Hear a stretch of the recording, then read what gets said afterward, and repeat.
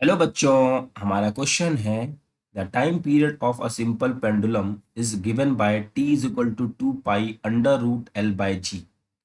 The measured value of the length of pendulum is 10 centimetre known to 1 mm accuracy. The time for 200 oscillation of the pendulum is found to be 100 seconds using a clock of 1 second resolution. The percentage accuracy in the determination of G using this pendulum is x. The value of x to be nearest integer is. तो बच्चों हमें G की value calculate करनी है, ठीक, और percentage value. तो सबसे पहले टाइम पीरियड का हमारा जो फॉर्मूला है T is equal to 2 pi under root L by g. ठीक, अब जो हमें लेंथ गिवन है वो है 10 सेंटीमीटर। इसको हम लिख सकते हैं 10 इंटू 10 की पावर -2 मीटर। और जो डेल्टा एल दिया हुआ है वो है 1 mm। इसको लिखा जा सकता है 1 इंटू 10 की पावर -3 मीटर। बच्चों जो डेल्टा एल है वो हमारी लेंथ का चेंज है ना। यहाँ दिया हुआ है 1 mm एक्यूरेसी के साथ, मीन्स इतने का एरर हो सकता है। मीन्स मिनिमम जो हमारा मैक्सिमम जो एरर है वो 1 mm हो सकता है। ठीक, अब हमें क्वेश्चन में गिवन है टाइम पीरियड ऑफ 200 ऑसिलेशन, वो कितनी देर में बताता है, 100 सेकेंड में। तो हम लिख सकते हैं time period of 200 oscillation is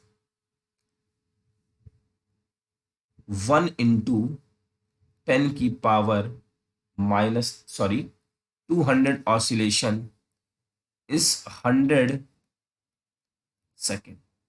ठीक है, जो टाइम पीरियड है बच्चों 200 ऑसिलेशन का वो हमारा है 100 सेकेंड।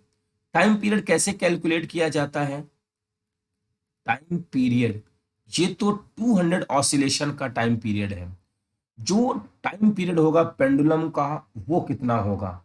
तो टाइम पीरियड कैलकुलेट करने का बच्चों फॉर्मूला होता है time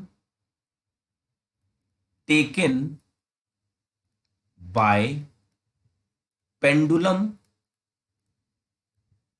upon number of oscillation. Number of oscillation, तो टाइम लिया है 100 और ऑसिलेशन हुआ है 200। 1/2 मीन्स 0.5 सेकेंड।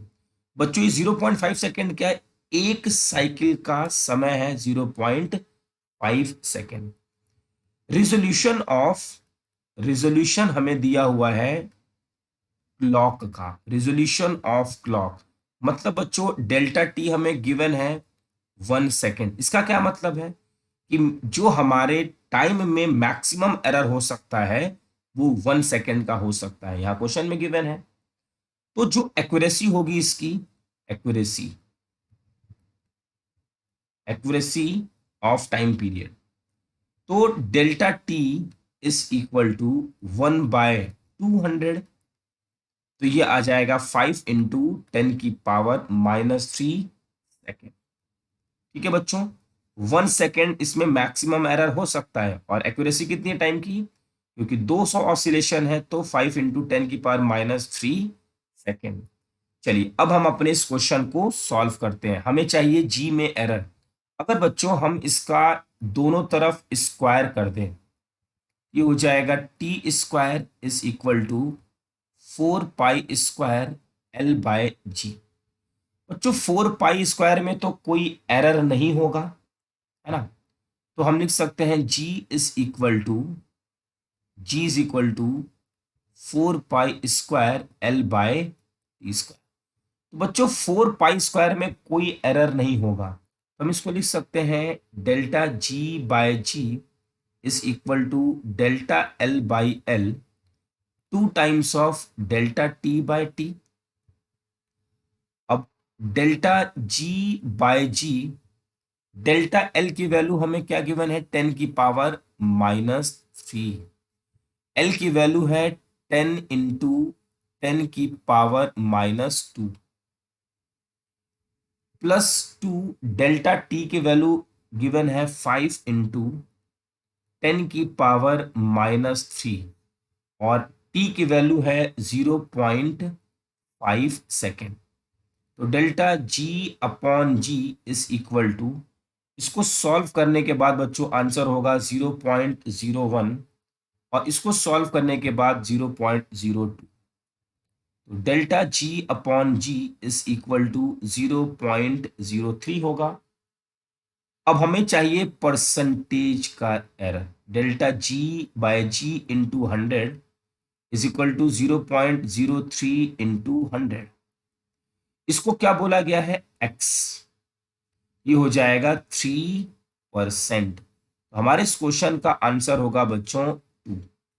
आई होप कि आपको ये बहुत ही अच्छा सा क्वेश्चन अच्छे से समझ में आ गया होगा। Thank you.